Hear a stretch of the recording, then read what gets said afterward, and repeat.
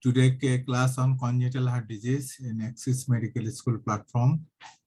And thank you all and welcome you all to this discussion on congenital heart disease.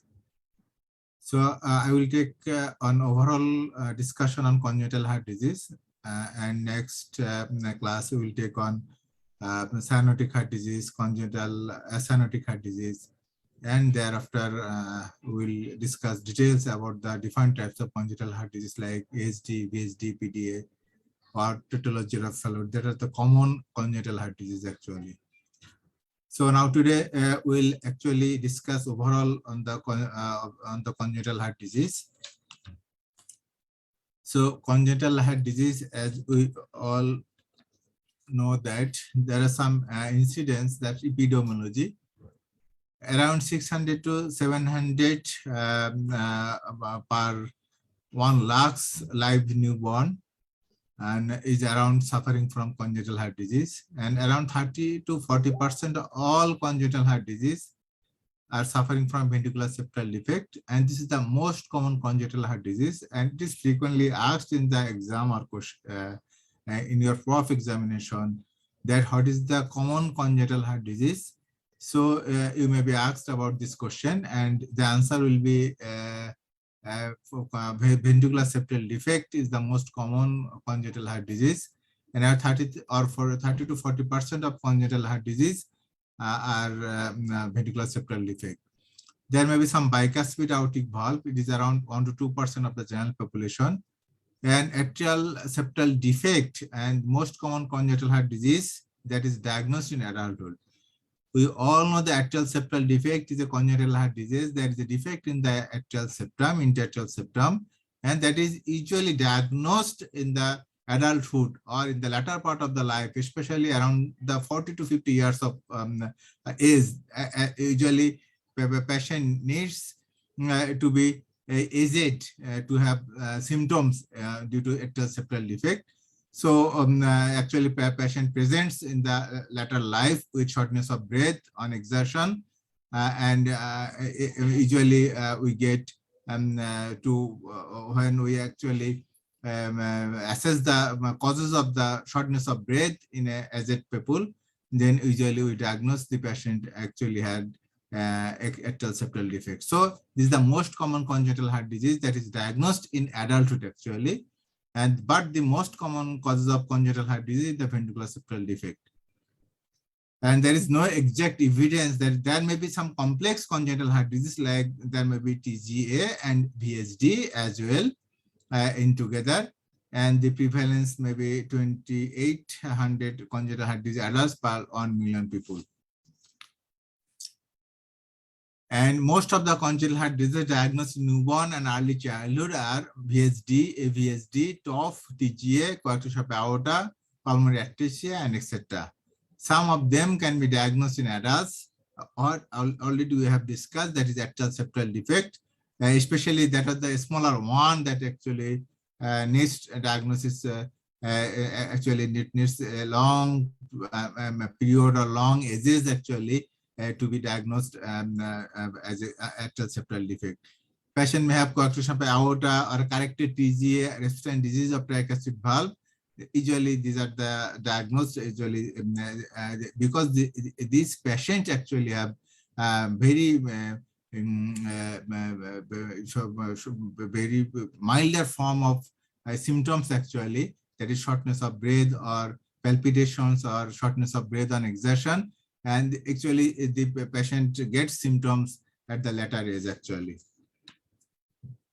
Actually, how we can diagnose or follow up a patient with congenital heart disease, we have to take a detailed history about the different symptoms as well as the birth and different as of the mother also. So we have to take the detailed history. And we also evaluate the symptoms and signs, and we should do. We can get some clues in the ECG, and patient should have pulse oximetry also, because some congenital cyanotic heart disease, patient has got low oxygen saturation, and when there is a reversal of the shunt, especially in case of non-cyanotic congenital heart disease, And when Eisenmenger syndrome develops, in that cases, patient oximetry, pulse oximetry, that oxygen saturation is low. There is a cardiopulmonary exercise testing, especially for the time of the intervention is needed. In some cases, patient may need Holter ECG. There is 24 hours monitoring, and echocardiography. In some cases, patient may need echocardiography also.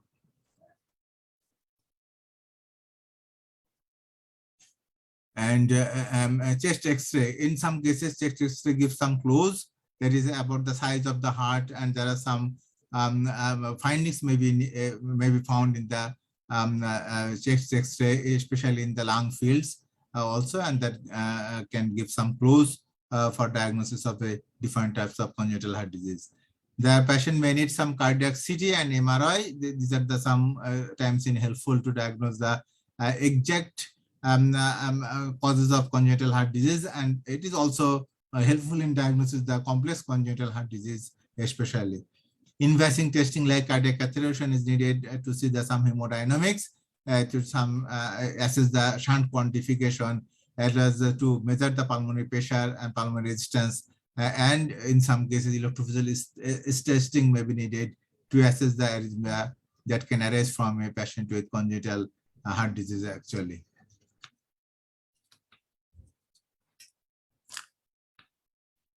And how actually a congenital heart disease patient can have some problems and can present, that is patient may present with some heart failure also, like valvular defects. There is a shunt or volume overload or pressure overload of the ventricle, right ventricle in systemic position over the right ventricle in case patient may present with heart failure. And pharmacotherapy, in case of SE inhibitors or beta blockers or diuretics may be needed. And in some cases, CRT can be helpful in some cases, like heart failure, cardiac resynchronous therapy. And heart transplantation may be in some cases, maybe the ultimate answer in some cases of heart failure due to congenital heart disease. And patient may also present with some arrhythmias and sudden cardiac death.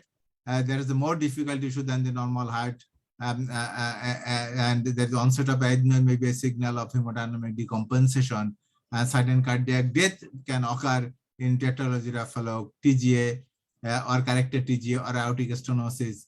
That is maybe congenital actually, in this patient actually ICD, that implantable cardiovascular defibrillation can be needed in some cases. There are maybe some infectious endocarditis. This is congenital heart disease patient have actually some risks of having infective endocarditis. They have some high risks actually, especially cyanotic congenital heart disease without surgical repair, residual defects or palliative shunts. Actually, those patients, cyanotic congenital heart disease, these are at the high risks for the infective endocarditis. There are some people with prosthetic valves, residual defects, that is after surgical or cardiac cath closure, or patient with previous infective endocarditis. This patient actually has high risk for infective endocarditis. And these are the actually some discussion around the about the impact of congenital heart disease on pregnancy. As a general, the pregnancy is well tolerated in all types of congenital heart disease, but in some cases actually pregnancy is a high risk. When there is a severe pulmonary hypertension, especially Eisenmenger syndrome, because there is a high mortality, up to 30 to 50% mortality in case of Eisenmenger syndrome. It is always preferable to ask the patients to avoid the pregnancy with a patient having Eisenmenger syndrome. And there are some high risks in pregnancy. In that cases, we should tell the patient to avoid the pregnancy, especially when there is a cyanosis and SPUT is less than 85%. If there is a stenotic left heart disease like aortic stenosis or mitral stenosis, there is a poor ejection fraction less than 40%. NIHA class is more than grade 2. That if there is aortic root dilatation, especially Marfan syndrome, or if there is any type of grave arrhythmia, we should actually ask the patient to abort the pregnancy because they have high mortality, around 30 to 40% mortality in these groups of patients. So pregnancy should be avoided in this group, especially when there is a pulmonary hypertension or a patient having cyanosis or a stenotic type of left valvulation, especially, or there is a LV dysfunction with reduced ejection fraction, or there is a aortic root dilatation, or any type of grave arrhythmia. These are some general problems about the congenital heart disease. The recurrence rate of congenital heart disease in offspring around 20 to 50%. High risk when the mother has congenital heart disease. High recurrence risk in single gene disorder or chromosal abnormalities in Marfan syndrome, Noonan syndrome, or there may be some deletion syndrome like DiGeorge syndrome or Holt-Oram syndrome. And other defects recurrence rate is 2 to 4%. Aortic stenosis is around 13 to 18%, and VSD around 6 to 10%. This is around fetal circulation, and it is needed to know because actually we know that after birth there is a closure of the PDA, that's persistent rectus arteriosus.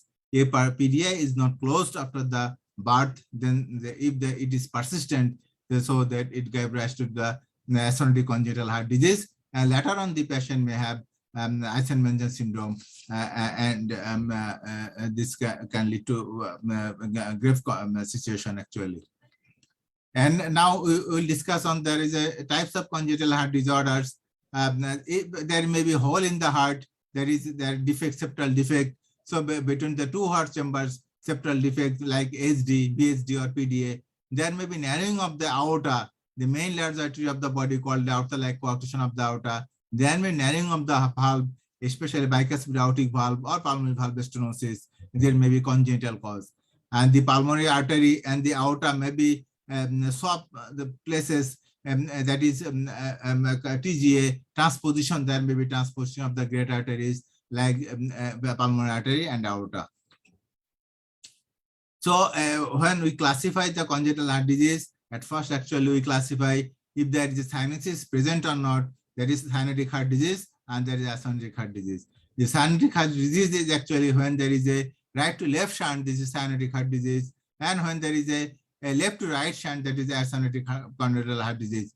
The cyanotic heart disease comprises tetralogy of flat, tricuspid atresia, and other univentricular heart with pulmonary stenosis. And there may be increased pulmonary flow due to transposition of the great arteries, total anomalous pulmonary venous return, or pulmonary venous drainage. These are the causes of congenital cyanotic heart disease. There are some cyanotic, acyanotic congenital heart disease like left to right shunt lesion like ventricular septal defect, rectal septal defect, PDA, or retroventricular defect. And then may be some obstructive lesions like pulmonary aortic stenosis, pulmonary valve stenosis, or coarctation of the aorta. This compromises the acyanotic congenital heart disease. And these are the actually some classification cyanotic congenital heart disease and acyanotic congenital heart disease. We have already discussed that is cyanotic congenital heart disease, there is a right to left shunt, and acyanotic congenital heart disease, usually there is a left to right shunt. So acyanotic congenital heart disease comprises HD, VSD, PDA, AV canal defect, aortic stenosis, coarctation of the aorta. Actually, we have discussed it. And cyanotic congenital heart disease comprises tetralogy of fallow, tricuspid atresia, total anomalous pulmonary venous drainage, truncus arteriosus, transposition of the great vessels, the TGA, hypoplastic left heart syndrome. There is a pulmonary atresia or critical PS, and double outlet right ventricle. There may be some ductus-dependent congenital cyanotic heart disease, congenital heart disease actually, ductus-dependent system circulation of the hypoplastic left heart syndrome, critical aortic stenosis, shown complex variants, coarctation of the aorta, interrupted aortica. They are the ductus-dependent systemic circulation, and there are some ductus-dependent pulmonary circulation, the top with PA, pulmonary atresia with intact ventricular septum, critical PS, tricuspid atresia with pulmonary stenosis or pulmonary atresia, single ventricle with pulmonary stenosis or pulmonary atresia, severe respiratory anomaly, and complete TGA with intact interventricular septum. This is the actual cause of acyanotic and cyanotic heart disease. Acyanotic heart disease then again divided into two groups. There may be obstructive lesion, there may be shunt lesion, and cyanotic congenital heart disease. There is a cyanosis. So as there is a shunting of blood always present, the right to left shunt present, and it is called cyanotic congenital heart disease. This is the classification, actually different types of classification. And the clinical presentation, how left to right shunt anomalies all share the common complication and presentation. These are complications like easy fatigability, heart murmur, there is maybe heart murmur, repeated chest infection, tachycardia, and tachypnea. These are the common presentation with left to right shunt anomalies. And there may be complication like heart failure, there may be growth retardation, and increased risk of endocarditis may be present. And these are the actually left to right congenital cardiac shunts like ASD, VSD, PD, and AVSD. These are different types of congenital acyanotic heart disease actually. And this is acyanotic disorder, and these are the acyanotic heart disease like ventricular septal defect, atrial septal defect, patent ductus arteriosus. So now we classify or how can we approach to a patient with congenital heart disease? If a patient came to the hospital or clinic or the chamber, at first we look for central cyanosis is present or not. If the central cyanosis is present, then it is called congenital cyanotic heart disease. If the central cyanosis is absent, then it is called acyanotic congenital heart disease. If the patient suspected that his patient has acyanotic congenital heart disease, that is, if the patient don't have any cyanosis, central cyanosis, then we should auscultate for murmur. If there is a pansystolic murmur in the left lower sternal area, then we suspect this patient may have ventricular septal defect. If there is ejection systolic murmur in upper left sternal area, then maybe it is PS or ASD suspected. If patient has ejection systolic murmur in upper right sternal area, then it aortic stenosis may be. If there is a continuous machinima murmur in upper lower sternal area or below the clavicle, actually below the left clavicle, then we suspect this patient may have PDA. If there is a left axilla and radiofemoral delay, there is a if we suspect this patient has radiofemoral delay and there is a murmur, then it is called characterization of the aorta. And if a patient has got ejection systolic murmur in upper left sternal area and there is S2 is split and wide, then it is called SD. And the pulmonary component of the sacral heart sound is absent, then it is diagnosed as the pulmonary stenosis. And if the patient has got cyanosis, central cyanosis, then we should suspect this patient may have congenital cyanotic heart disease. Then we look for age. If the patient present in the early stages, that's less than 6 months, then we suspect this patient may have TGA, total arterial pulmonary venous drainage, obstructive variety, that is severe TOF, truncus arteriosus, tricuspid ectasia with a small shunt, pulmonary ectasia without shunt. And if it presents the more than 6 months, that's later on, tetralogy of fellow, total annulus pulmonary venous drainage without obstruction, tricuspid ectasia with large shunt, Western anomaly, or a V-canal defect. Usually, this group of patients usually present in the after the 6 months actually. Then we should go for chest radiography. If patient has got plethoric lungs, there is increased vascularity, then we should suspect this patient have TGA, total annulus pulmonary venous drainage, or truncus arteriosus. And then we should also look for if there is any characteristic shadow of the especially heart shadow. If heart is egg-shaped, then we suspect this patient may have TGA, transposition of the great arteries. If the patient has got in this cardiac shadow has got H-shaped, that is total annulus pulmonary venous drainage. If the heart is square-shaped, then we suspect this patient may have truncus arteriosus. And if the patient has got oligogemic lung fields, in case we should suspect this patient may have tetralogy of Fallot, pulmonary ectasia, Western anomaly, or truncus arteriosus.